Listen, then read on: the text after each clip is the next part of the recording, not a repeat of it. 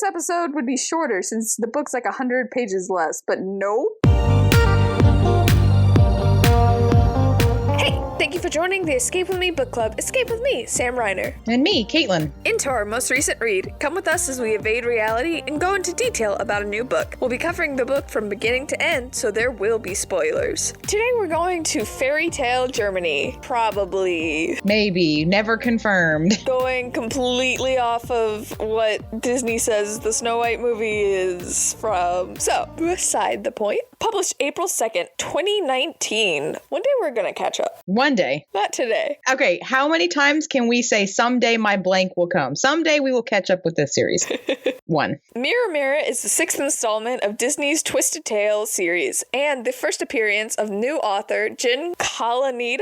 Yeah, that sounds right. Fingers crossed. The third author to work on the series. With her first toss into the ring, is this book a fresh look at Snow White or rotten to the core? Your puns are just so good. Oh, thanks. That's what I really want to do. I don't care about someday my prince will come. I just want apple puns. Apple jokes? Okay. The entire time. We can do both. All the apple puns. All right, background. So I never disliked Snow White. She just was never in my top 10, even before there were 10 princesses. Yeah, she's fine. Yeah, so Snow White has always been my favorite. Not necessarily for the story or the messaging, but the movie Snow White itself was such a feat at the time it came out. It was the first animated color movie. She was the first princess in this, what launched us into this princess era and all that kind of stuff. Well, 20 years later when Cinderella came out. Yeah, right. I mean, she is just the original. And so I give a lot of credit for, it was Walt Disney's pinnacle at the time. It was his dream. And so I really just love Snow White for all that the movie just stands for. I have really enjoyed a lot of the reiterations of Snow White because people have tried to take her back and empower her. And I do kind of like what the author did with this a little bit, because in the original, she's really young and she has almost no lines and nothing really happens. And she just goes in pieces with 7 men. It's weird, but I don't know. She's always been my favorite. She definitely stands out with the modern princesses. Granted, she was the only one with black hair for the longest time. Oh, I didn't even think about that. Yeah. It wasn't until Jasmine showed up that there was another one. Did Jasmine come before Mulan? I think so. Because, yeah, Mulan and Jasmine, you're right, would have been the next two. Mulan came out kind of late in the game. 1998 and 1992. Aladdin was 92. Yeah, so Jasmine was first. You're right. Yeah. Mulan was one of the last ones in the Renaissance era. Yeah. Before we get to the 2000s, and they were not sure what they were doing with their lives. And apparently they were very ashamed because they never talk about it. Which I hate because they're so good. Except the anthology is going to have a short story from Treasure Planet, so... I know. It's such a good movie. It's so underrated. I want to say the Muppets one has Tim Curry. Yes, I think you are correct. That one's great. Now that Disney owns Muppets, they have so many versions of movies.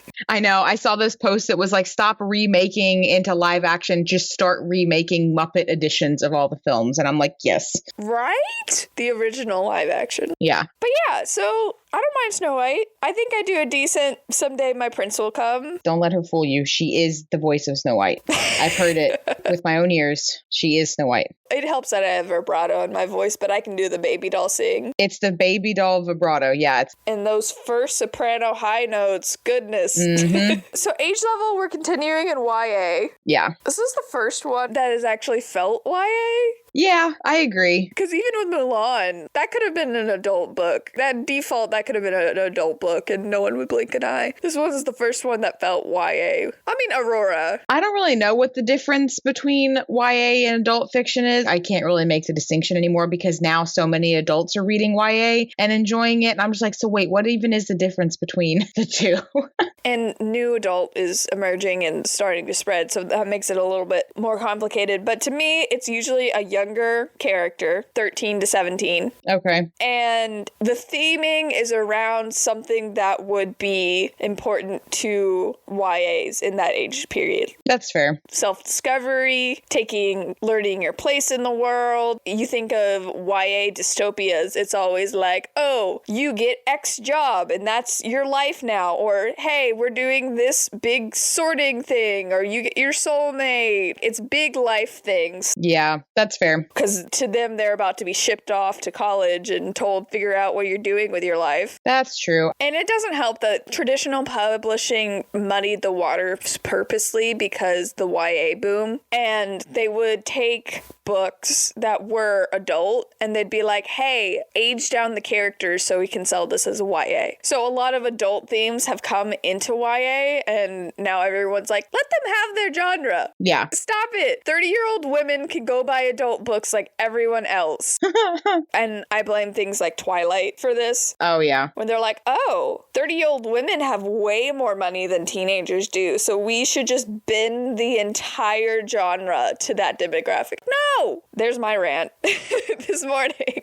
Apparently, this is the rant I'm going to go on. But yeah, so the reason it's hard to tell is because publishing has muddied the waters because of the YA boom. That makes sense. But this is the first one, because Milan was, granted, she needed to figure herself out, but I felt like more in a new adult way, which new adult is like college age. You're an adult. That's new. Fresh adult. Fresh adult. And that's kind of what Milan felt like, because she was like, oh, I need to wrestle with my personal identity while doing all this other stuff that I'm doing. Yeah. But this one is about a girl who is a princess who is like, I need to learn to rule. That's a very YA topic. Yeah, that's fair. In a lot of ways, this feels like a redo of Once Upon a Dream, but better.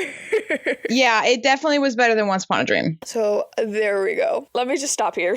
I'm going to get into a rant. Yeah, we'll get there. Content warning. Death of a parent, abuse to children, physical, emotional, mental, and verbal, murder, blood, medical gore, mental illness with a possible depiction of narcissism. What do you think? Because that was what I was getting. Oh, we're doing this now? Yeah. Okay. With Ingrid. I was about to ask, what character are you asking about? Because I'm going to challenge you that Ingrid is not a narcissist, but the mirror is. I mean, fair. Yeah. So as people may have forgotten, I am now a licensed therapist. I don't remember if I was a licensed therapist when I came on the show last. So I actually officially have my license. So what we call narcissism is, I think, just the cultural version of narcissistic personality disorder, which is a diagnosis in the DSM. And if you look at it, there's a bunch of different criteria, but a good way to sum it up is there's typically an inflated self-esteem or sense of self-importance or superiority, the craving of admiration from people, exploiting in relationships, typically by manipulation. And then this is where sometimes people forget it's little to no empathy. And I think this is where we're going to get that Ingrid is not necessarily a pure narcissist. Because she still feels bad about killing her sister? And Snow, and we'll get into it more. That was something I really liked. There was twice, right? Spoilers. In the scene where we find out that Snow was about to touch it, Ingrid lost her crap. In the first scene, I don't really know. It didn't really say what she was worried about. I think it's because she knew what the mirror would do to Snow and she couldn't see that happen to this person that she cared about. And in the last scene where she's getting ready to destroy it, I think it's because she finally realizes that what it's done to her this entire time. So I do think that she has empathy. Their identity can be easily disturbed. So like they can't handle criticism. There's a lot of lack of attachment and intimacy. And again, we don't see that in Ingrid because she really does love her sister. A lot of feelings of depression and emptiness when they aren't validated. Everything comes from the outside, a sense of entitlement, which Ingrid definitely has, and feeling like others are envious of them or they envy other people, right? Everyone must love me in the life I have, or why don't I have what all these other people have? And then, of course, there's the other typical stuff that comes along with diagnosing somebody. It's not due to other psychological effects like medication or drug abuse or a medical condition. And then, as always with diagnosis, it has to impact multiple areas of your life to actually be considered a disorder too. Yeah, because there are definitely moments where I was like, like when Ingrid's like, why is my sister not giving me full attention? How dare she have a husband and a child and not focus on me? Rawr. Yeah, and then something else important too, it can't be as a result of their age or the socio-cultural environment, which obviously that's not the case here, but I think it's her empathy and the fact that at the end of the day, she really does actually love her sister. a lot of her behavior can be seen as a classic morally gray villain, right? She attempted to get a better life for her sister. Her initial desire for power came from a good place, right? Of wanting to take care of her sister and get out of an abusive relationship. And then that resulted in this, and then going too far for power. Yeah. Although I would say it pretty quickly turned into, I just want to have power because I want to have power. Yeah. Power for power's sake. Yeah. There's two reasons you can want power. It's not always bad if you want power. One is I want power so I have the ability to help others. And the other is I want power because I want power. She very quickly goes into lane 2. But I do think you bring up an interesting point. The mirror. Yeah. It's playing both sides of the fence constantly. Yep. Whatever works for me. This is where I liked that this book gave us some kind of background on the mirror and how it was created and what's behind it, because that's something, and I can't believe we've done this entire podcast and never brought up the show Once Upon a Time. How on earth am I just now realizing that? That was something I really liked about Once Upon a Time, was that they gave the mirror a story and that he was a real person who got trapped in the mirror. And I like how this one was like, no, this was created by a bunch of dark wizards, basically, for evil purposes, cultists, you know, and then they worshipped it. And so they essentially created this being that craved worship and admiration and taking life from other people. And, you know, if that's not everything that we just described, a mirror can't have relationships. Everything about it is dependent on other people validating it and providing it power, all that kind of stuff. So, yeah, and it is rough. Yeah. And the thing with the mirror is probably I wouldn't realize it. So obviously you don't get a viewpoint from the mirror, so you just see its actions. Yes, which I think is an interesting choice. Yeah, I think it was a good choice though. Yeah. It was the right one. Dang it, Liz. Not everyone needs a viewpoint. Yeah, exactly. Judge a book by its cover. I never know what to say with these. It's Snow White. I think it's a pretty straightforward cover. Yeah. Oh my gosh. It's like every other book where you're like, yep, that is Snow White. Well, like we've said, we've started introducing color. So I like all the color contrasts, right? It's true. We got a bigger budget. That's true. I like how the bark, I'm looking at it now. So the trees in the bottom, the bark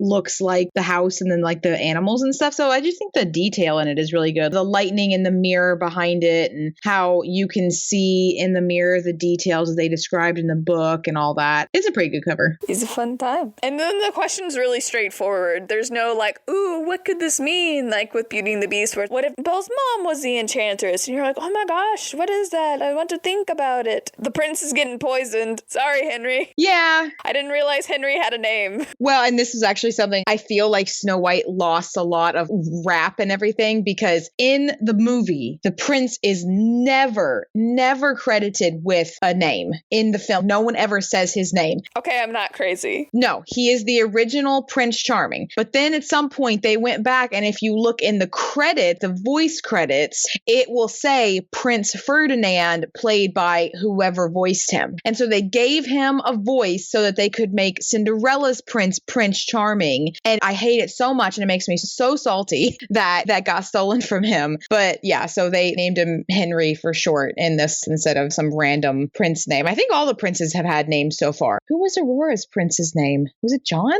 Philip. There we go. What am I? John. Philip always was a thing. Philip was always a thing. Yeah. Yeah, but you were right. We had Prince Charming, and then Cinderella came out, and then we had the new Prince Charming. And I think that's the Prince Charming everyone thinks of. Yeah, but when you say Prince Charming, I think of Snow White's prince all day, every day. I think Henrik matches him. I thought Henry was pretty good. I liked it. This book has made me realize that Snow White's first name is Snow. That never clicked for you? I just never thought of it as two different words. She's always been Snow White, and I've just never thought about it. And I'm just like, your parents had the last name White, and then they named you Snow. Oh, yeah. That is some trendy celebrity name crap. What? So everyone's like, Snow, Snow, Snow, Snow. Oh, goodness. Okay, did you ever watch Once Upon a Time? No. Okay, see, so that's not weird to me, because the person who played Snow on Once Upon a Time, that's just what they reference her as Snow. So that feels pretty normal for me. I just never thought about it. It's just one of those things that's in your brain and you just never look at it. That's fair. So Snow White's mom died when she was like 7. Yeah. And okay, no, before this, thank goodness someone finally knows knows how to use a prologue. Yeah, I was still confused by it though. Why? It was passed in media res. It was in media later res. I don't even know. I'm not clever this early in the morning, but I liked it because it was like a sneak peek of what was going to happen later. Yeah, that's fair. And so I like how she did it, and I like how she built up to it, and I like when you get to it in the book, it's not a copy paste, because I was a little bit worried it would be like, oh, copy paste from prologue. It's a little different. I do agree, because as everyone knows, I listen to the books, right? So I didn't even notice that we had gotten there until it mentioned that she saw Henry in the coma, because knowing what's going to happen, what if Henry's the one that's poisoned at the very beginning, you know that's what's going to happen. And so they did such a good job of typing it differently, literally making the words different enough that you didn't notice that it wasn't the exact same scene, like you said, copy pasted. Yeah, it was good. It immediately went to the question, gave you a little snippet of later, and you're like, huh, who's Anne? And what's going on? And how did this happen? And blah, blah, blah, blah, blah. I do wish there was more Anne, I'm not going to lie. True. That was a promise that did not necessarily deliver. Did not pay off, yeah. But I like that the way she wrote the prologue doesn't give you any spoilers for later, other than, hey, the prince is getting poisoned, which you knew from the cover of the book. That's true, I guess, when you look at it like that. Because you're just like, oh, Snow's showing back up to the castle. You're not like, oh, Snow is leading an entire army to take down her aunt. It's worded good. I honestly was envisioning the, so if anyone has watched the Twilight movies, the scene in New Moon where Bella's racing through the crowd to get to Edward. That's what I was imagining when it was describing Snow and this girl running through and pushing through people to get this center spectacle. Yeah, it was a good prologue. I'm proud. Someone has figured it out. Then you get like, oh, Snow loved her mother, except she died when she was 7,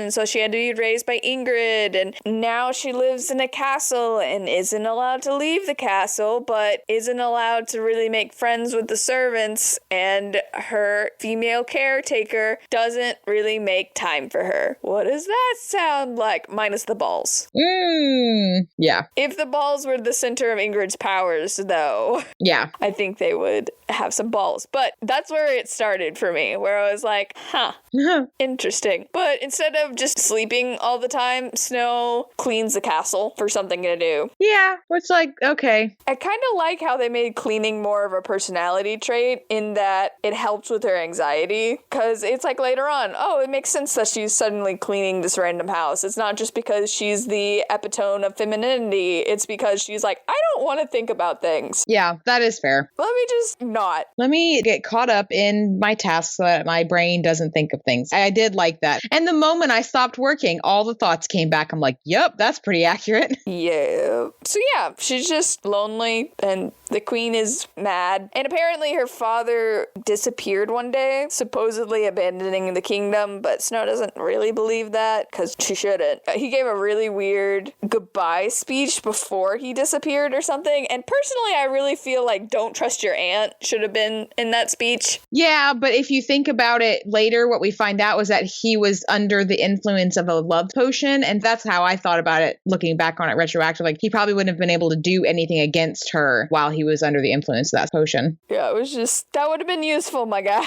Yeah. Oh, well. And he disappeared, and then the queen got paranoid, and they don't have any staff, really. And the staff there is, she's not allowed to talk to, and she gets the vibe that people aren't doing well, and servants aren't being treated the best. And apparently she's known for witchcraft, but Snow doesn't really think about that too much. Yeah, she's kind of like, okay. Yeah, there's even a moment where she's like, oh, people whisper that she makes people disappear. And I'm like, Snow. Come on. What happened to your dad? He disappeared. And see, this is where I would have liked a little bit more of you trying to convince us that this character is somewhat smart and has intuition. Like, I even make a comment later. She's like, my gut told me to trust this person. I'm like, no, you have a pretty manipulated and twisted gut for the last at least 10 years. I wish there had been more explanation of the cognitions or the thoughts she had done to get around it. Yeah. Instead of, no, it's fine. No, give us more reason. You're trying to sell us a semi-intellectual heroine. Give us what has she done to convince herself that everything's fine.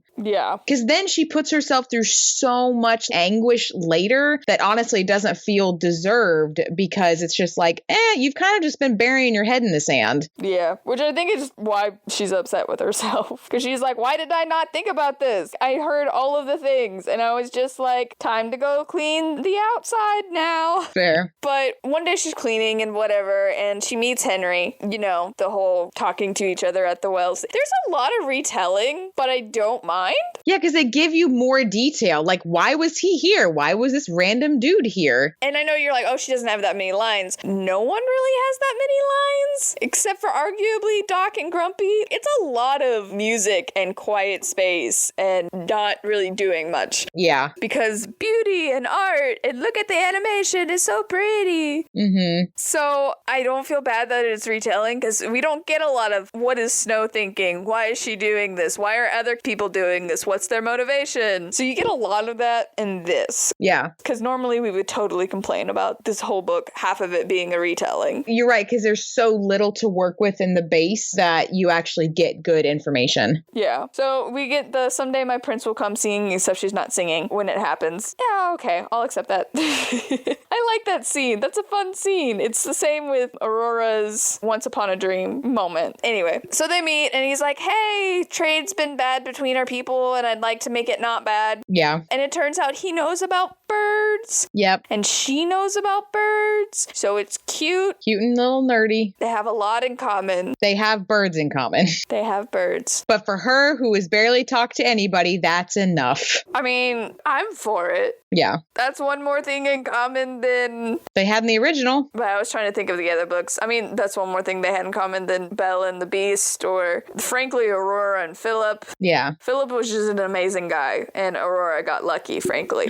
I do like that they kind of make them work for it in their relationship here, and we'll get into that more. Yeah, it progresses naturally. I think that was a good choice to have the prince in the book more. Yeah, I agree. So he leaves Snow, and apparently Ingrid was watching this whole time, and that's the first time we get a viewpoint from Ingrid, and she is going to be the other viewpoint, because this is written similar to Part of Our World, where the chapter dividers were viewpoint dividers. Yep. And so it pretty consistently goes between Snow, Ingrid, Snow, Ingrid, Snow, Ingrid. I don't think there's another viewpoint between those two. No, you get current day Snow, and then Ingrid current day, and Ingrid history. Yeah. First of all, the author does it really well, the way she builds it, so it doesn't feel like you're just wasting your time learning this, or switching back, or like one of the viewpoints is boring and you're like, gosh dang it, back to that viewpoint. This is what I wish last book has been. This is how you give a villain a backstory. Yep. And a viewpoint. You give the background of, oh, this is why she ended up in this situation, but you don't take away from how villainous it is. Yeah. She literally wanted her niece murdered and wanted her heart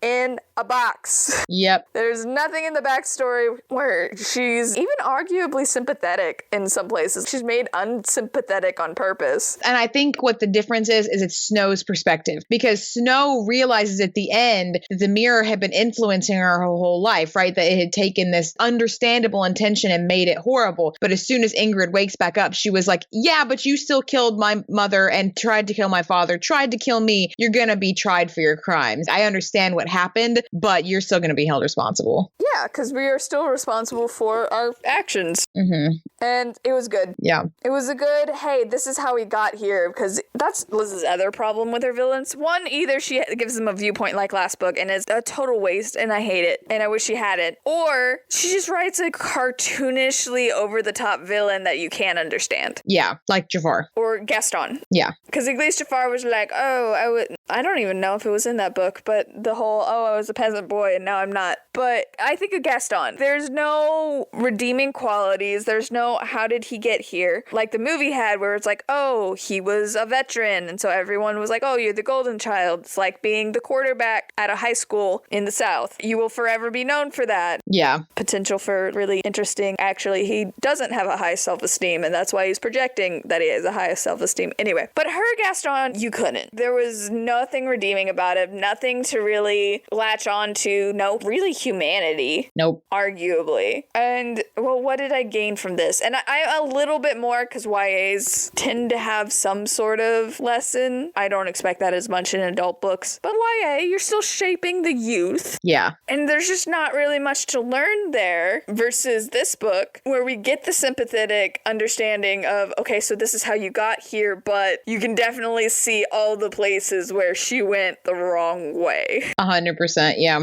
Or she didn't check herself. Ooh, honey. Because, yeah, her whole life, but also not her whole life. She was already not doing great, and then she found the mirror, and then it just got worse. Well, it's the idea of if you give darkness a place to take hold, it will just take advantage of what's already there. It didn't create darkness inside her. It just found what was there and made it more powerful. Because if Catherine had been the one that found the mirror, I don't think it would have had the effect that it did with Ingrid, because Ingrid was already like, I hate everything. I deserve more because of what I went through. Catherine isn't paying enough attention to me already. Yep. Everyone loves Catherine. They don't love me. I'm ugly. She's beautiful. She already had the seeds that the mirror would play on. Yep. It was just very well done. Obviously, everyone, you can tell even by the first 30 minutes that our impression of this book is better than any of the last ones. Well, except Milan. Well, yeah, Mulan was good. Any of Liz's. Let's say that. There you go. Be honest. So we get to the point where it's mirror, mirror on the wall, who's the fairest of them all. Here we are, finally. And Snow is 17 in this adaptation, but I really like, there's a TikTok, and it was funny, and it's like, mirror, mirror on the wall, who's the fairest of them all? And it's like, oh, Snow White. And then everyone's like, isn't she 14? Uh-huh. Mirror, you're going to jail. I 100% bet. Especially when you get this viewpoint, because it seems in the other adaptations like, oh, they can only tell the truth and whatever. 100% the mirror was just saying that to get a rise out of her. He never was actually giving her what she wanted. I mean, yeah, he gave her beauty, but she's always going to want beauty. The mirror was always trying to put her in a position where she needed more from him than it needed from her. And so it totally was like, oh, here's beauty, here's beauty, here's beauty. Keep coming back so you get beauty. Oh, but you're still not the fairest in the land. So keep coming back. Yeah, I think that it implied that the mirror was basically trying to get her life force to become more powerful. Yes. It did kind of influence things where I do think it had the ability to see the future and it had the ability to sway outcomes, right, by providing information. But it did it, I think, to get her to the point where she would give away all of herself to the mirror so it could become all powerful. So there's definitely that manipulation in there. Because it had to. That's what you learn, is it needs the essence of people or it could fade. I'm not really sure there. Die something. Because the shop owner didn't like the mirror, but he also didn't get rid of it. Yeah. You saw that someone brought it to him to destroy and instead he just let it sit in the back of his thing dying for however many years. Yeah. And Snow White's just like, no, let's just destroy it. And now that I know it's really easy to destroy, I'm just like, what are you doing, man? Yeah, it's a mirror. Break it. Oh, well. Anyway. So at this point is when she's like, well, then I'll have her killed. Well, no, it's always wanted her to kill people. The mirror consistently always wanted her to kill people, and she just refused to do it because she knew it would happen to her. But finally, she's like, the mirror's right. I have no choice. I'm going to kill Snow, finally. Because very deep-seated. When you say it out loud and you think about it, where it's like, a woman tried to kill her niece because she thought the niece was prettier than her. Yeah. We didn't start here. It was a threat to her ability to keep her power and her beauty. Yeah, so I'm glad they paid a little bit more on the Snow could have taken the throne, because in the movie it was 100% she was prettier than me. Oh, yeah, 100%. Also, yeah, she's younger than you. What do you expect? Magic. So, typical. The hunter takes her to a dark place. He's about to murder her, but decides not to, and she runs away and eventually finds the dwarves. There was an interesting change in this scene. Yeah? Because she's running through the forest crying. You know, movie, same. And then there's a point where in the movie she cries and cries and the animals come and they save her. Very beautiful scene. It's very fun. But in the book, she stops crying herself. And she's like, I gotta figure this out. And then she just keeps walking and she does stumble on the dwarves' house. But there is that small change where she stops and she's like, I need to stop crying and figure this out. Versus the movie where she kind of gets rescued by the animals. And I do a little bit miss her animal powers. Yeah. They do some nods to it, but... like, oh, birds hang out or like there's deer really close to the cottage and stuff, but not magical animal friend powers. It's so fun. Yeah. I'm just saying. But I noticed that. That's a distinction. Just little moments in the beginning to be like, hey, this isn't your mom's Snow White or whatever, your great-great-grandma's. Well, and then pulling on the power of her family and her memories of herself, because I think what she always comes back to, and this is why the new Cinderella that had Helena Bonham Carter and the other actor, whoever played Cinderella, I can't remember, I just remember it was Helena Bonham Carter. That's why so many people liked that one, because of the have patience and be kind that she learned from her mom. And I love that about this one, is that grounding herself in her memories of her mother is what always inspired her to move on and go forward. Was like, I know what my mom would have done, and she wouldn't have just sat here and let the world all consume her. She would have gotten up and figured out what she was going to do next. So not only is it, like you said, this is how you do a crying princess, it's also she's learning from her mother and the positive impact her mom had on her. Yeah. So, and this is when you start getting the Ingrid backstory. I collected Ingrid's story all together in the beginning so we can talk about it in one large chunk. Yeah. She grew up in a cottage with her mother and father. The father was a blacksmith assistant. Something like that. I don't think they even, he doesn't even get a name. I don't think so. But he's a blacksmith, but not like the head blacksmith, so whatever. Then the mom died, and what little fatherhood, paternal instincts that he had, completely gone, and then they were super abusive, and then he parentifies Ingrid to be like, oh, you're my new spouse now, which is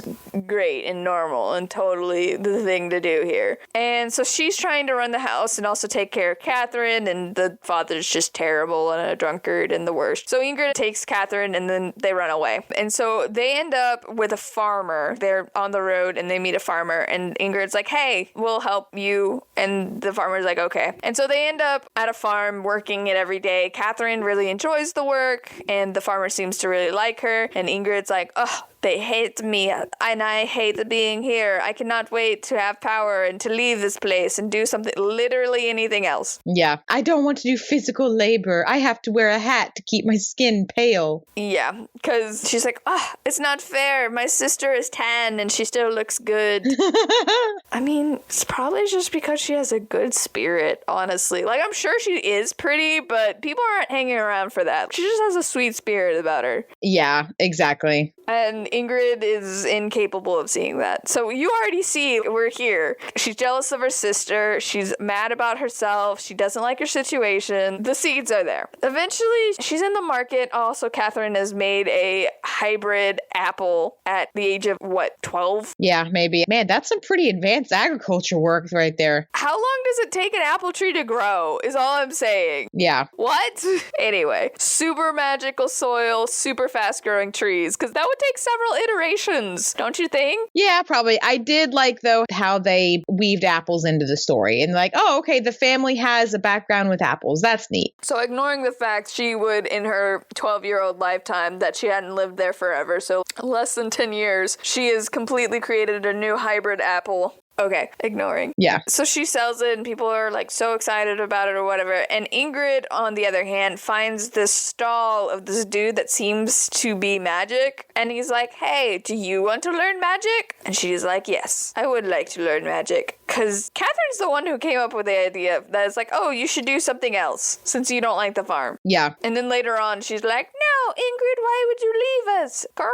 Come on. You suggested this. You suggested this. So she starts learning from this dude magic, and of course she's not learning at a rate that she wants to learn. And one day he goes out with somebody to pick some herb, and he's like, nope, you gotta stay here. Okay. Which he knew he had dark magic items in this shop and was leaving this child. Yeah. To just, okay, this is horrible mentorship. Not great. So of course, the mirror calls to her, and she saves the mirror by giving some of her lifeblood and cleaning it. And she gets that backstory where it's like, oh, created by this cult fanatics, and then they were like, oh, it's evil. And then one of the ladies was like, No, because she had been giving the life force and she ended up dead. But the mirror still existed. And eventually it was brought to this guy to be destroyed, and he just left it behind a thing of books. Didn't destroy it. Mistake number 1. Okay. But yeah, and so that's how she gets with the mirror, and she's like, yes. And the mirror is like, oh, you'll be queen one day. And that's what she wants to hear, so she's very excited. One tiny thing. The prince's name is George, right? Georg.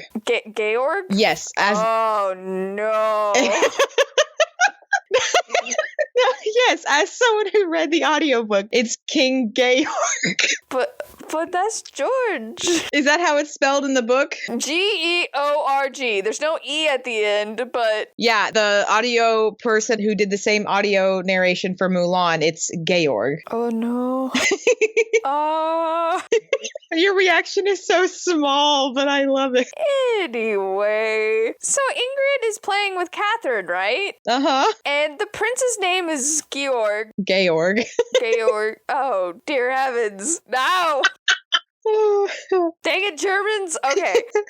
It's like how we pronounce Ivan as Ivan, even though it's Yvonne. Yvonne sounds so good. What is wrong with us? This one, I'm gonna have to stay with George. Anyway. Oh, man. So they're playing with dolls, right? Mm-hmm. And, there's Queen Ingrid and the fairy godmother Catherine and Prince, Jason or something. Oh, I don't even remember the prince having a name when they were playing dolls or whatever. Yeah, it was like a J name. Yeah, Jasper. Who the heck is Jasper? That's not the prince. No, it's probably just something made up. I'm like, why'd you give him a name and then not use him? Was the original name for Georg Jasper? I have questions. Who knows? So anyway, when they played, obviously, Catherine was like, oh, the fairy princess, and Ingrid's the one who marries the prince and becomes queen. Except because of Catherine's amazing time-ignoring apples. So she gets invited to the castle and she meets the prince and they get married. And Ingrid's like, what's the heck? And this is another part where I'm just like, Ingrid. And I wondered about the narcissism a little bit here too, where she's like, my sister has left me to rot on this stupid floor and whatever. And the whole time Catherine's like, hey, come live at the palace. You don't have to do anything. Just live at the palace. Yeah, just come. No. She has left me for a man. How dare she? Is your brain not functioning? Yep. You literally could just be a lady and then find your own prince. Nope, but that's not what she wants. Apparently. She wants ultimate power. Get her and Jafar in a room. I don't know. The world might explode. So eventually Catherine convinces her to come and be on the staff instead of a lady. And so she's like, no, I need to be your lady in waiting. And it was interesting. I noticed something. All the kindness Catherine did, she's like, oh, you're pitying me. Yeah, she's like, I don't need your pity. What? And it's like, oh, I'm trying to take care of you. I don't need your pity. It was a very interesting look into what I felt like Ingrid had. It felt like projection because maybe Ingrid wasn't doing all that stuff out of love for her sister, but for pity. Like she pitied her sister. Like, oh, young, sweet summer child, spring child, summer child? I don't even know at this point. But, oh, small child, you don't know. Let me take care of you. I don't know. It was just very interesting that she was like, taking care of your sister is pity. It felt like projection to me. I thought that was interesting. Yeah. Maybe, maybe not, but that's what I thought. Maybe. Yeah. So she becomes Catherine's lady in waiting, which is really ominous considering. Yeah, like why was that a position, honestly? That's just a little bonkers. No wonder everyone was stabbing each other in the back and trying to kill each other. I mean, it makes sense. It's a lady waiting on the queen or the princess or the lady, the other lady. Oh, for some reason, I thought it was lady in waiting as in she was the next person who would become queen if the queen died. No. No, it's a position, and you see it later when Ingrid has a lady in waiting. It is the head staff, basically, for you. Oh, okay. That makes more sense. She is the one who does your outfit and your hair and is in charge of all your servants, basically your personal assistant. Okay, that does make more sense then. But it's a really eerie title for someone who is eventually going to kill her sister and take her throne. Yeah. So anyway, she wants to control Catherine so she can control Georg. Georg. I'm Y G. King G. King G. There you go. I like that. And she has horrible ideas, but she decides, because she's full of herself, that they're great ideas, even though the kingdom is absolutely prospering. Yeah, she's like, oh, they're so dumb. They would be so much richer if they would just do this thing. And it's like, what are you talking about? Like, the kingdom is doing well. This is peak. I didn't go to business school, but I'm a head of a department. Tell me you have no idea what you're talking about without telling me you have no idea what you're talking about. I think this would be better. Therefore, that's what we will do. Except not at all. Not at all. So at this point, the mirror is like, oh, you need to kill your sister because this is the only way you'll become queen. I get why the mirror is doing it, but this is not very creative problem solving. All I'm saying is she could have been a lady. She could have been a noble. And then she could have found a prince or an old king. Just do that. Yeah, and they also establish, obviously, that there are multiple kingdoms around them. So why does it need to be this kingdom? There were options, and she's just bad at it. Yep. So Catherine gives birth to Snow, and every time Ingrid holds her, Snow screams, you know, that trope. And Ingrid just keeps giving her life force to the mirror because, oh, he wants to help me. Well, and she does talk about how she tries to do her best to use it sparingly, but it's like you said, she's becoming more and more dependent on it in an addictive way. The things that she needs to do, she realizes that she can't do it without the mirror. Yeah, which I totally get. There's plenty of talk about how when you're the golden child for a narcissist, it feels great. Yeah. It's like everything else. Don't trust it unless you know what's in it for them. If you see something where it's like, hey, get all this money from like an app or something, like a money-making app, you need to ask yourself, how is the app making money? How is this happening? No one's just benefiting people out here. Mm-hmm. She just never does. Never. She's just like, oh, he wants to help me. Why? Because I'm Ingrid and I'm wonderful, I guess. So eventually, she just keeps doing what she's doing. It started giving me Mother Gothel vibes. Yes, it did. And it's draining her power, but then when she wakes back up, she's beautiful and young again. And they're like, wow, sleep really does wonders for you, Ingrid. Yikes. Yeah, sleep. So they're doing their stuff, and Catherine walks in on them and runs off and tells King G. And Ingrid is like, no, how dare you try to take my mirror away? Because Catherine's like, either the mirror goes or you both go. And so Ingrid's like, no. And that's when she finally decides to poison her. Yep. To take her quote unquote rightful place. Finally, we got there. And then instead of noticing how the mirror is manipulating her, she's like, wow, the mirror was right all along. I was going to have to kill my sister, but I just ignored it, you know, and I wound up here anyway. Yeah. Although she does the exact same thing with Snow. Exactly. So I guess I see where you're like, she's got empathy though. She's at least able to care. She's not trying to go out and murder people here. She just quote unquote feels backed into a corner because the mirror is like, oh, you've been backed into the corner. And so Ingrid isn't capable of separate thought. Well, and two, it's like what I was saying, I'm actually thinking about it more and more from an addiction perspective now, right? So you can convince yourself all day long that everything's fine, you're not addicted. But when you're confronted with the truth, you have those two options, get clean or just burn everything down around you. And she chose to burn it down. Yeah. Because she couldn't live without it. So she love potions King G. So they get married. Really glad they threw that in because I too was like, how are they going to explain why this man married Ingrid? Doesn't make any sense. Oh yeah, no, it had to have been a love potion. And then she was like, I'm bored of you, basically. Let me banish you. Yeah. And you come to find out she didn't murder him because she could have. She didn't murder him. She kept him alive just in case because royal blood is a good ingredient in spells. Yep. I'm not going to say she copied Liz because these were probably written at the same time. But if I had a nickel for every time a father figure was kept alive because his blood could be used in powerful magic, I would have 2 nickels.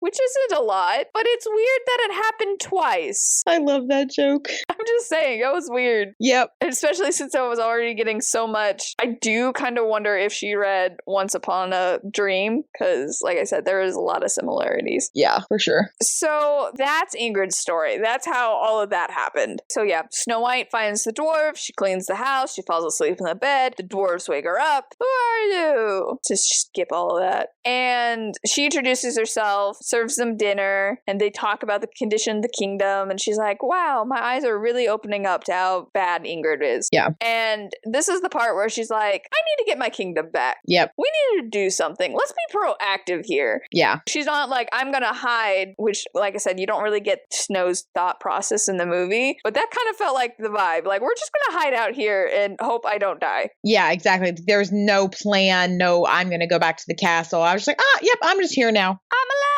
alive. And again, that's what I say. A lot of the criticism on the original Snow White stories that things happen to her. She doesn't do anything. Things just constantly happen to her, and she has zero agency in her own story. And that really changes in this one, because you're right. It's through a lot of hard knowledge. She learns a lot of hard things. And so she's like, you know what? Yeah, I do have to do something. It is my responsibility. And I liked how they set that up with the huntsman, because the huntsman told her right before he left, like, you are the only hope this kingdom has for any kind of redemption. Yeah. And she really took that. She took that to heart. And I took it personal.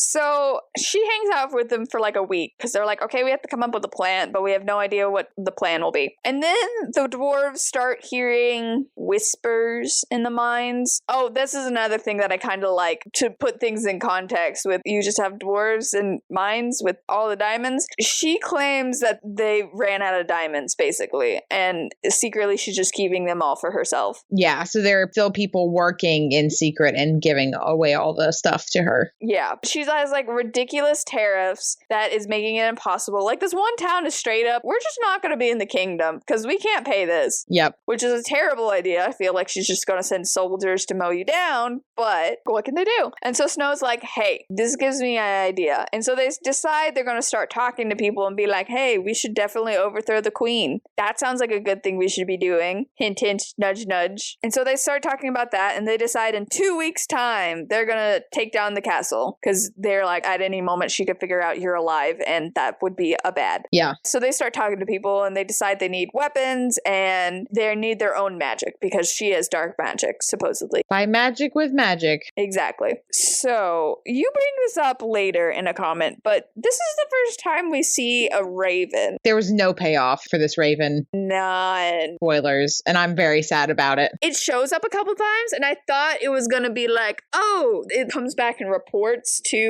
Ingrid. No. Nope, nothing. It sees Snow White several times. Snow sees him a while and is like, wow, that makes me feel uncomfortable. Which, first, what the heck? Ravens are cool. If you're nice to ravens, they are very nice to you. Yeah, they're very loyal. They're very intelligent. They're very loyal. They're a really good pet bird, is all I'm saying. What's with the raven hate? Anyway, didn't even make it a crow. I feel like crows have a worse connotation because, you know, farmers. But no, a raven. And I'm just like, ravens are cool. It would also be nice to you since you're nice. I'm just saying. So, yeah, because you're like, is this Chekhov's gun? Like, is this going to pay off? No. No, didn't. I was really hoping it would. You see it in like 2-3 scenes where Snow White sees it. And then there's a scene where he's in Ingrid's area. Yeah, it keeps bouncing back between the two of them, almost like it's observing what's happening. Okay, maybe it's this is what the audience sees and blah, blah, blah. But I thought maybe it was going to be like some creature or some spy or something, but nothing. It just pointed it out, I think, because in the film, there was a raven that kept going back and forth. But man, you could have done such a cool thing with it. Yeah, that felt like a Disney, you need to add him. Yeah. Or the author was like, oh, I need to add him because he's in the movie. But did you? Yeah, no, I agree. So, yeah, Raven doesn't pay off. Nope, very sad. So they want a magic, and they're like, hey, there's a howling tree in the forest that supposedly can give you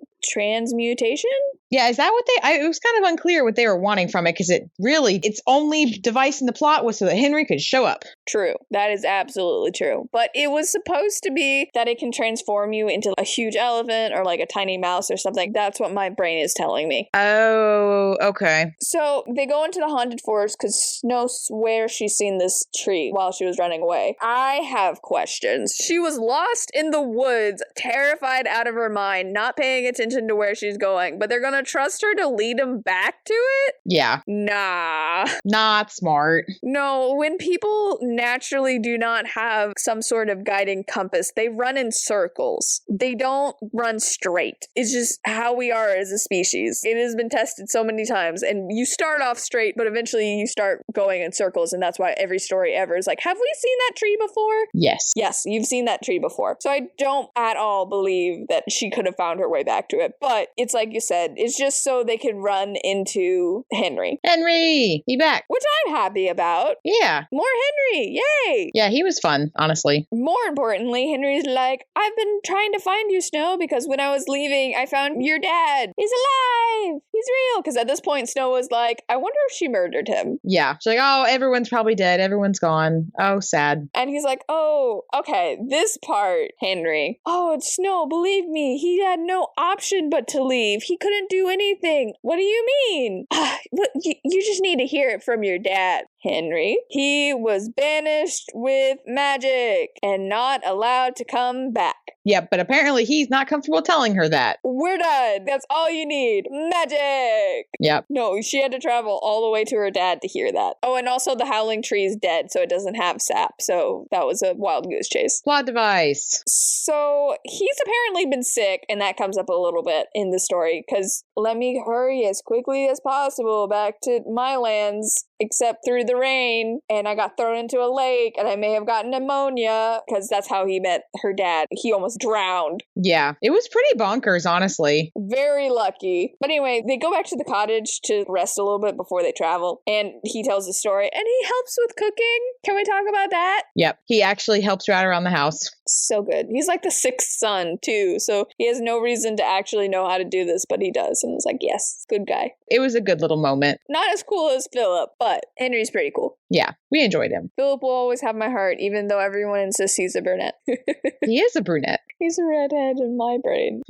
So yeah. And he does later. He's like, oh, he was banished with magic, and that's why Snow decides to go to him since he can't come to her. And I'm just like, one sentence, man. Yeah, it didn't take a lot. So they're about to go see him, and the mirror totally doxes her to her aunt. This little dwarf college in this valley next to this mountain, and basically gives the street address. Yep. And so she's like, ha-ha! I found you. Oh, and also calls out the huntsman for giving her a pig's heart instead of a real heart. Yes. And the huntsman's even like, long live the rightful heir! And then we never hear about him ever again, so he probably got murdered. Yeah, it's very sad. There is no, and Snow found him in the dungeon.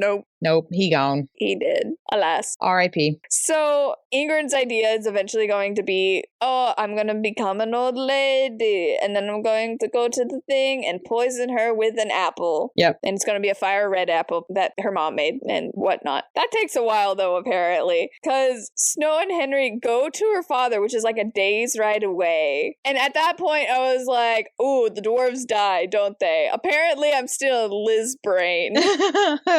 Tragedy. I was like, there's no way. So anyway, and they stop to eat, and Snow gives him a fire red apple, and he's like, oh my gosh. And then he takes the apple skin and turns it into a rose and gives it to Snow White. Very cute. But also the pun, love at first bite. And I'm like, yes, I'm in love with this man. Protect him at all costs. He's so cute. At this point, he's been walking the entire way and he's sick. Yeah. So she's like, no, we can both ride. And so they both get to ride the horse together, and it's cute. It is. It's very pure love. Yeah. They run into George and he's like, hey, all this stuff, and tells her about the mirror. And she, in the back of her brain, is like, huh. That sounds familiar. Yeah, why do I feel like I know that?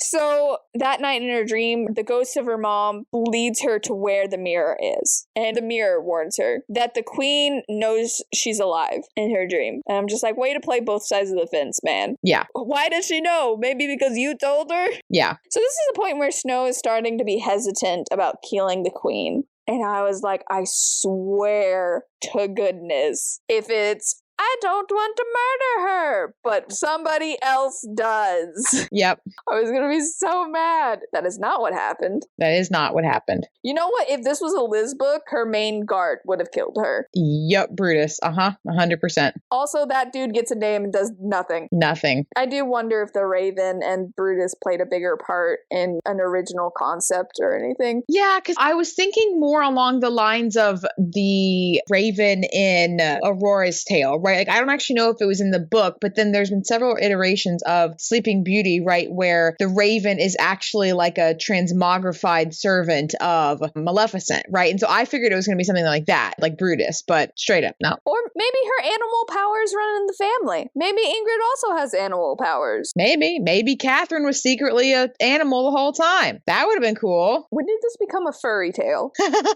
Anyway, I don't know where we went off on. They head back to the dwarf dwarves, and the dwarves are fine. The dwarves make it through all of them. Good job. They do play with the whole, oh, Dopey can't talk, and I still am interested in that one theory that Dopey's not a dwarf, is a human. What? I haven't heard this. The theory is Dopey isn't a dwarf, because if you look at him, he looks different than the dwarves. So the theory is he's some sort of other species. Maybe human, maybe gnome. Interesting. He's the only one who doesn't have a beard. That's true. He's bald. He has the largest ears. And they are just like, oh, he's never tried to speak before. And so the other theory is like, maybe he's a human, but some sort of traumatic thing happened. Because I looked this up one time because I was like, ooh, what if I want to write a mute character? What would cause muteness? And apparently a huge issue with it in the past is it can be psychosomatic. Yeah. But they didn't know how to treat it. And so that's why you're mute all your life. Whereas now it's not nearly as often because either it's psychosomatic trauma or it happened because of a throat surgery. It seems to be the two main, this is why you're mute. Interesting. So it's a theory that he's actually human and something traumatic happened with his parents and then the dwarves took him in and so he's mute, but he's not a dwarf.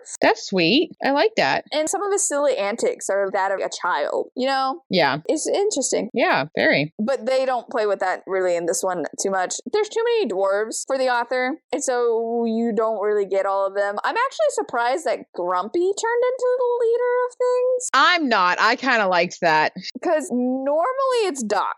Yeah, I don't know. Again, once upon a time. Fair. Grumpy plays a lot more of a role than anybody else does. So I just thought that was interesting because I feel like in the movies it's Doc and he's there to be the devil's advocate. Yeah, that's true. And that's how this starts, and then Grumpy completely takes over. That's the only one you really hear about. Yeah, you get a little bit back and forth. You get way more talking from Bashful than you ever think you would. Yes. Sneezy and Sleepy probably have the least amount of lines. They get one, maybe two, but Grumpy takes over. Yeah. So yeah, they get back. I'm just gonna skip the necklace thing. And of course, on the way, Henry and Snow bond more. They get back, they celebrate. Here's the dance scene from the movie, except Henry's there. Very cute. So they get to dance together. It definitely gives you the YA romance in there where it's really cute and it's very innocent and all that. I really liked that. Is puppy love. Is the honeymoon phase. They finally get to business after celebrating her getting back, which now that I think about it, was that really necessary? Yeah. She was gone 2 days. It was still very high level risk, so. Yeah. So they celebrate and then they get back down to business. And the running theory is that Ingrid is the one with the mirror. Unsurprising. And the next day, they're going to go towards the castle, but actually they're going to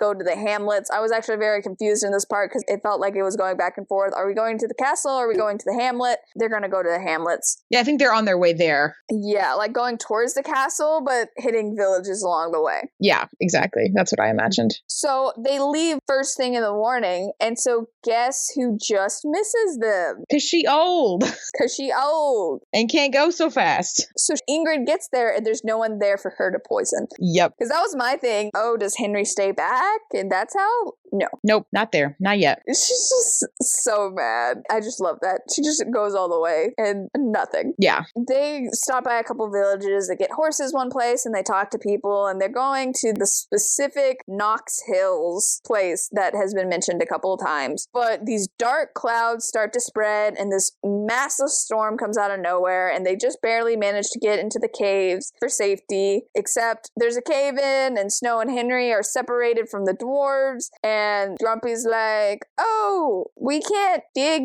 to you. It's faster for us to dig ourselves out, even though there's already a hole.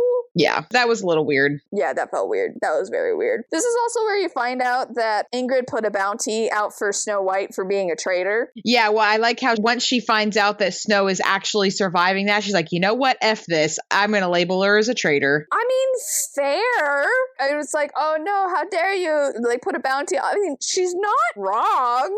Mm-mm. I mean, it's a good way to twist the narrative against Snow White. But it's not even twisted. She is committing treason. Well, yeah. She's trying to dethrone Ingrid. That is treason. That's fair. It's not even like, oh, how dare you? Facts. It's just like George Washington and all the other founding fathers committed treason against the King of England. They just won, and so everyone's fine with it. Yeah, but again, it's the she is showing the people kind of thing because she doesn't want the people to sympathize with her. She wants wants the people to be against her. So she labels her as a traitor to make it to where no one will really listen to her. Yeah, but I mean, she's not wrong. No, she's not. The dwarves and Snow get separated, and so Snow and Henry go to the village themselves, which apparently was a terrible idea. Yeah, timing was bad. The wanted poster's working, and people are afraid and scared. Yep. And so they're about to be like, we're gonna take you to the queen. And then Anne steps up, who you've met once as the tailor's daughter. Yes. In one scene. And all I gotta say is, geez, they have to travel a long way to get to the castle. I assumed that Anne and her mother were living right outside the castle or inside the castle, somewhere close by. And I think that's what they imply when they're doing their thing, and there's the scene where they're like, oh my gosh, she summoned us and we have to go right now because we have to keep her happy, kind of thing. Like, that's the implied thing, is like they were summoned from their quarters because she wants different gowns and things made at any point in time. Yeah, you're so far away. Yeah. And this is also something that I forgot to mention because it was such a brief thing. When we're first introduced to Ingrid and the room, right, there's this whole thing about where Ingrid thought she saw movement and she looks to the corner of her room, swore up and down. I was like, that was Anne. And this is how Anne gets connected to the story, because she realizes that she's truly evil. And so she goes looking after Snow and all this nonsense. Yeah, it didn't happen at all. They're like, oh, Ingrid thought she saw something, but she didn't. And then no payoff. That was the hint toward the ghosts, because those hadn't been introduced yet. I like your theories. Your theories are fun. They're always wrong, but they're fun. What I thought, Anne needs to be more in this. She could have been such a cool sidekick, and she just straight up wasn't. Yeah, because she finally shows up here, and she's like, hey, I know about a sorceress that apparently gets around, because her dad has met the sorceress. Yeah, same sorceress from her dad. I need a map. Yeah, the geographics of this are all very confusing. And my brain, okay, let me look right now, because my brain wants to tell me that there was one. Oh, I don't know. I did the audiobooks. Let me look that up real quick, because the geography of this is very confusing. Okay, no, there's no map. I needed a map. Yeah, that would have been very helpful. Also, since I have the book open, the dedication page is really cute. It's, Mom, thanks for convincing scared 6-year-old me to ride Snow White's scary adventures at Walt Disney World, even though I was afraid of the evil queen. It paid off. Aw, that is very sweet. Right? Apparently she really loves this movie. And you can tell. Yeah, I agree. But yeah, there's no map, and so I'm very confused how the geography of this place works. Yeah, it doesn't make a lot of sense. What book am I thinking of that I've seen a map in recently? Anyway. Either way, Anne shows up because those villagers are about to turn on her, and she's about to get wrecked. And then she's like, hey. Don't do this. Don't. And they're like, oh, okay. We'll listen to this random teenager. Yeah, who apparently everyone knows and respects. May or may not also be in the pocket of the evil queen for all we know. Yep. Oh well. So gets them to listen. They're like, yeah, we'll totally help out. And Anne's like, hey, we need to make you guys invisible to get to the castle, because there's no way you can just walk around as yourself right now. And that's fair. They go to this other sorceress, and I swear to goodness, I thought this was going to be the evil queen from the way they described her. Here's the thing. Before the storm happens, Ingrid's like, oh, I have an idea what to do, but it's going to be complicated. That never really shows up because she makes a storm and she's like, haha, cave in. And then when that doesn't work, she doesn't really have another plan. I don't know. It was a weird sentence. And because she was like, oh, it's going to be complicated, I thought this was involved. Anne was working for the evil queen and was going to take them to the sorceress that is actually the evil queen. But no, it's this random lady named Leonette. Yeah, I figured it wasn't the evil queen because I thought it was the same sorceress that had helped Georg, which obviously wouldn't have been the evil queen, so. I don't know, because she is still needing to keep him alive, because blood. But anyway, that's not where this went. No. And so she brews a potion for them and is like, hey, one day I'm going to have a favor to ask of you. And Snow White's like, sure. Why not? Carte blanche, whatever you want. You should know now, making promises to witches is probably not a good idea. But hey, it doesn't come up before the end of the book, so... Who cares? As we go, I feel like you get more and more dropped threads. Because when I first started reading this book, I was like, oh my gosh, how am I going to be able to pick between Mulan and this one? And then it starts running out of steam. So this is a great example of another drop plot. I guess that never comes up. So it's not an invisibility potion, but basically they see themselves, but other people see them as other people. Yeah. And that's enough to confuse the mirror,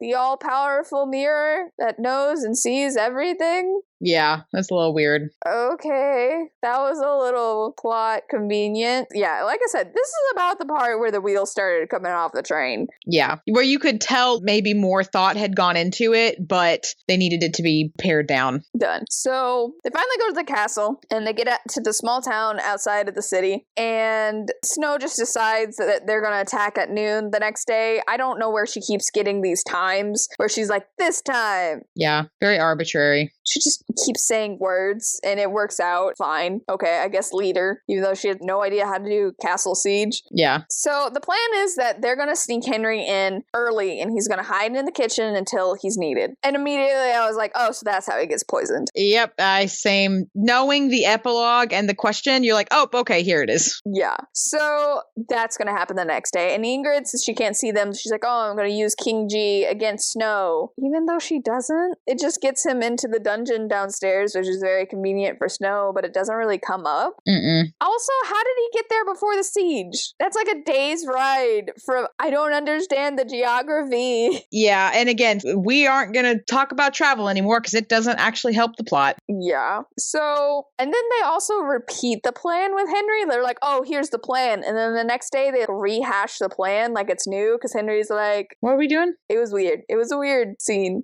But they trade things. Snow gets his dead brother's pocket knife, and he gets her dead mother's necklace that Snow got from her father. So they ready. They're gonna go. Anne gets him into the castle. I didn't have this theory while reading the book, but now looking back, I could totally see if Anne was involved. I could see it. Yeah, that's fair. She's definitely in it enough to have been able to do it. Yeah, and everything she's a part of is very convenient. That would have been way too interesting. Snow and Anne are about to go to the castle, and apparently the power doesn't work in the castle walls because Ingrid controls all the magic there. Yeah, because magic. Ingrid or the mirror is all I'm going to say there. That's a fair point. And Ingrid finds out real quick that Henry's there and that Anne's the one that's been helping. And so she's like, okay, well, I'm going to dress up like a peasant.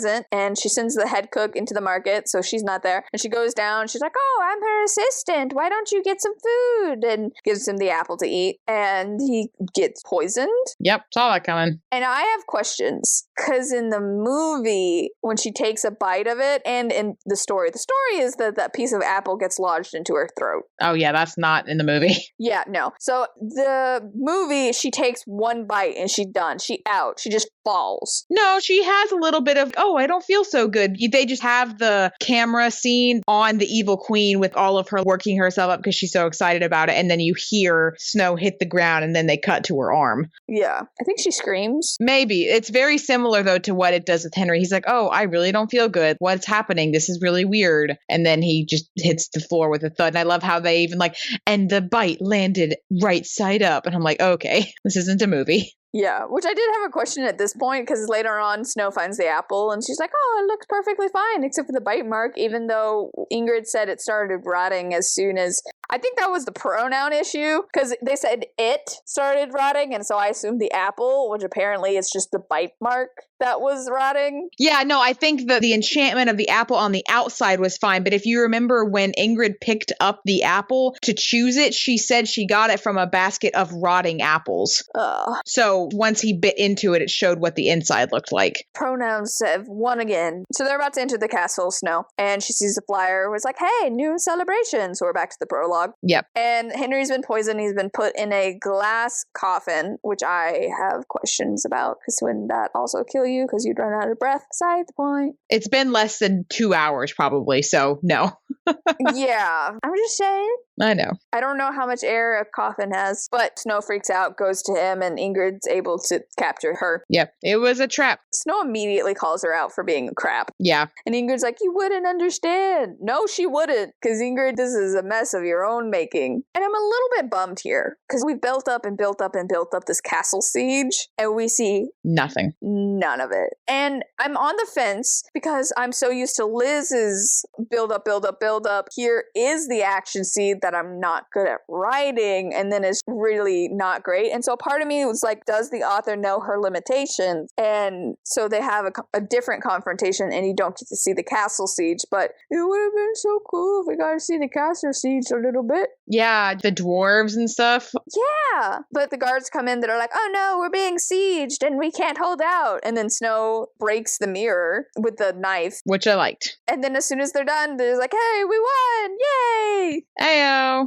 It was a little bit Hobbit-esque where it was like, yeah, let's just knock out the main character so that you don't actually have to see all the fighting that happened. Yep. Okay, here's my thing with the mirror breaking scene. When Snow White was waxing poetic about, oh, I don't want to be a murderer, she specifically didn't want to destroy the mirror because she thought it would kill her aunt because they're so combined. And that's why the theory of, oh, maybe I can convince her to take the mirror and leave, because she didn't want to destroy the mirror because she didn't want to kill it. Oh, I remember that very differently. And again, I don't have the book in front of me to reference, but I even remember as she's going into the battle, she has a thought. She just hoped for the millionth time today that destroying the mirror would be enough or something like that, that she was intentionally going to go for the mirror. Well, no, because at the last second, she's like, oh, I can't kill my aunt, but hey, I can kill the mirror. And it was very specific, because why wouldn't that whole time she'd be like, oh, let me destroy it? No, it's specifically, she's like, I want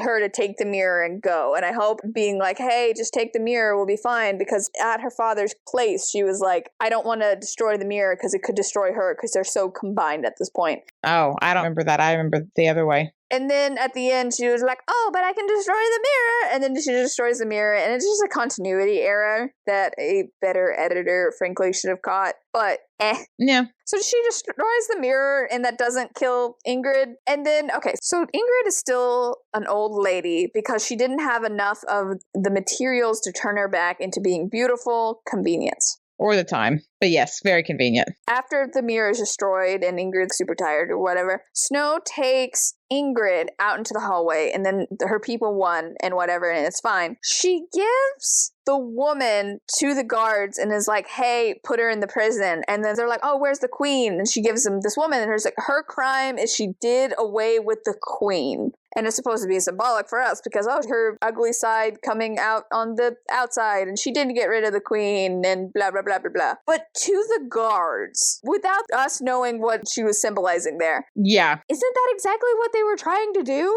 They wanted to get rid of the queen. Why are you arresting someone, quote unquote, getting rid of the queen? Sorry, did away with the queen. That is the line. Yeah. When that's what you were doing. It doesn't make sense. Yeah, that is fair. And also, all of the guards are supposedly loyal to Ingrid. So that doesn't really make a ton of sense. Well, I think it was new guards, her people, basically. Oh, maybe. But I was so confused with that. But she gets put into solitary confinement as a hag, which is honestly kind of, yeah, that sounds right. Yeah, it works. So Anne dresses Snow's wounds because the mirror basically shatters. Snow wants to go see Henry because she's still upset about it. And there's a miscommunication here, and it doesn't make sense. Yeah. Because she does the pronoun game, and she's like, I want to see him. And yeah, that sentence alone, I want to see him, and Anne automatically thinks she means her father instead of Henry. Which doesn't make any sense. In context, they were just talking about Henry. Yeah. And then she says, I want to see him. And then Anne's like, oh, your father. Yeah. The editing has just gone. Yeah. It's not here anymore. We don't exist. We were doing so well. So she does end up seeing her father first anyway. He's doing good. Dopey shows evidence of the poisoned apple. That's where the pronoun game messed me up. And Dopey keeps pointing at the apple, and Snow's like, oh my gosh, Ingrid said as good as dead and not dead. Yep. So Snow goes down, and here's the thing. I don't remember from the movie, but I bet it did say true love's first kiss. Yes. This is me playing highball here, being a little extra about it. I would have gotten them to kiss first. Would have been a decent plan. Make it more romantic. Have them have time together. Have them kiss, and then you're done. Yeah. Nothing can be done. True love's first kiss. Yeah, because there's a difference between true love's kiss and true love's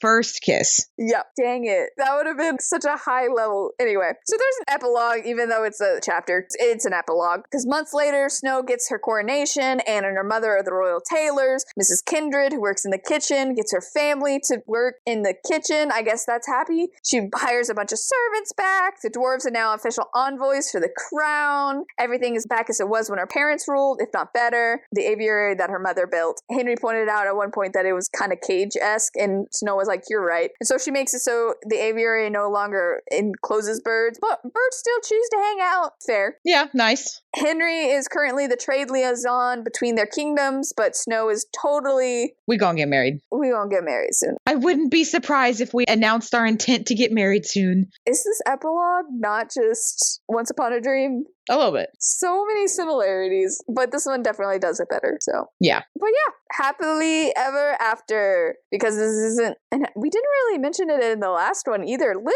is known for her A little dark. mainly bitter, sweet endings, and the last book, it was just like happiness, and Mulan was a happy ending. Yeah. In a really satisfying way, and then Liz was just like happiness, and then this one's just like happiness. Yep. It's a very different twist on things. I agree. So, general thoughts. Yeah, that dedication was really cute. I liked it. The dedication was very cute. This is the second book in the road with the POV chapters. And so I'm wondering if that's the new standard, because this series has not been very consistent on chapters. Do we name them? Are they numbers? Are they point of views? So this is the second in a row, different authors doing the same thing. Yeah, but I like it. I don't think you can do a what if story if you don't have other people's perspectives. The next one's also by Jen. And so I'm betting Elsa has a perspective and Anna has a perspective, because that seems to be her strong point, is two perspectives. Maybe there's more, but I can totally just see her doing Elsa and Anna. Yeah. I have questions about the scrying magic. I have questions about all the magic. There is no system. No, but there was a little nod, like, this is a very high level spell. Your first and only explanation of the magic system in the entire book. Cool, thanks. Yep. High level, takes energy. Neat.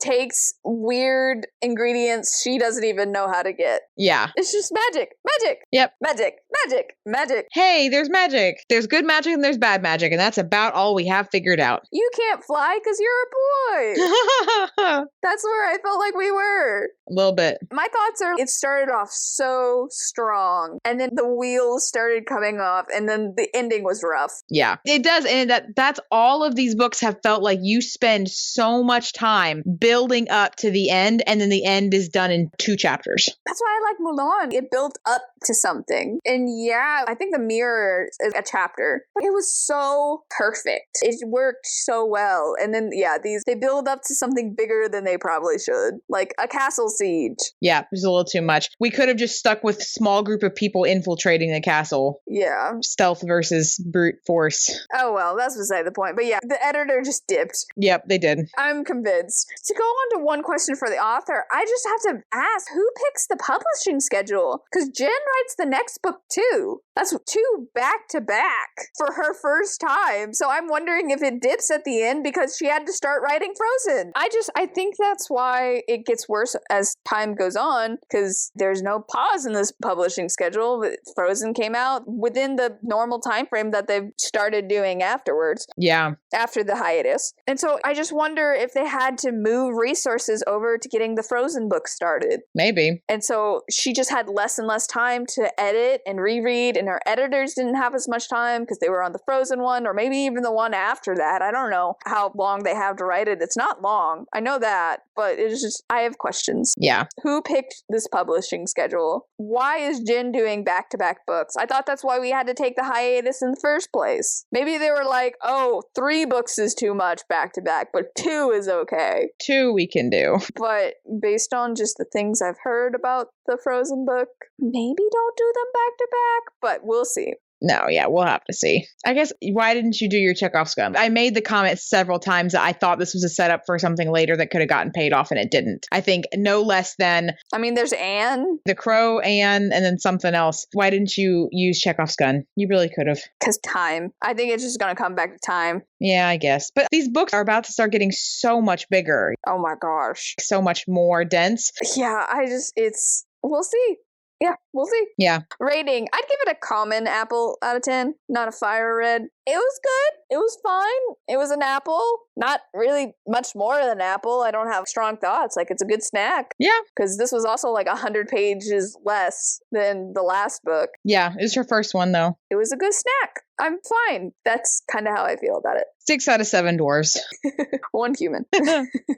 Yeah. It's just, I don't know, it's missing something in the end. Yeah, I agree. The ending is a little bit of a letdown, but that's been pretty consistent with all the books, honestly. Except for Elizabeth Lim. I don't know. Mulan was okay, but the ending seemed really fast. It did, but I mean, it worked out. Yeah. Read again. I agree. Maybe. I have it now. I don't think read again is good. I would we suggest this to people? And this one and Mulan, I would. I have some coworkers who are following along with this series. And so every time I finish the book, I'm like, yeah, don't bother. This one's not good. One of my coworkers really loves Aurora, Briar Rose. It's her favorite princess. And I was like, yeah, don't bother. It's not good. You won't like it. Yeah, the litmus test for this one, based on reviews I've seen, if you like the movie, you'll like the book. If you think the movie's boring, this book is not going to change your mind. That's fair. That seems to be the camp people are in. Either you like the movie and you like the book, or you think the movie's boring and you don't like the book. I can see that. So, favorite in the series so far, still Mulan.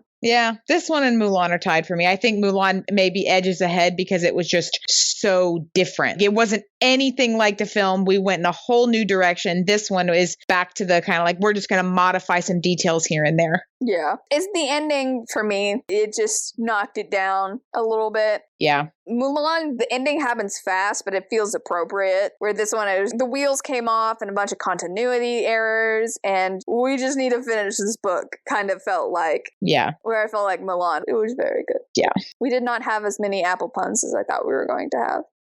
No. We can say someday this series will get good. We're holding out for it. We will see. Even though apparently we're not getting Sword in the Stone or Incredibles. Those were going to be so good. Why does only the UK have them? Anyway. Someday the books will come to the United States. There we go. Found it. I hope so. If not, I'm going to have to figure it out because I get all these books from my library. Anyway, sadness. Yep. But have you read this book? Oh gosh, I didn't change the question. You copied and pasted. I always copy and paste. Dang it. What is your question for this one? That is the question. Oh no. If you could write a question for this episode, what would it be? If you had to eat a rotten fruit. Oh. If you had to pick a fruit to poison, what's your favorite fruit? What's your favorite fruit? Who's your favorite dwarf? Do you have any book recommendations for us? Tell us all about it in the comments below. If you like the video, hit like. And if you're enjoying yourself, hit subscribe for more. Thanks for exploring Mirror Mirror with us. Join us next time when we'll be covering Scarlet by Marissa Meyer. I'm Sam Reiner. And I'm Caitlin. And we hope to see you and a friend here next time. Escape With Me Book Club is a Lunar Skulk production. Check us out on TikTok or Instagram to keep up to date with us. Lunar_SKULK.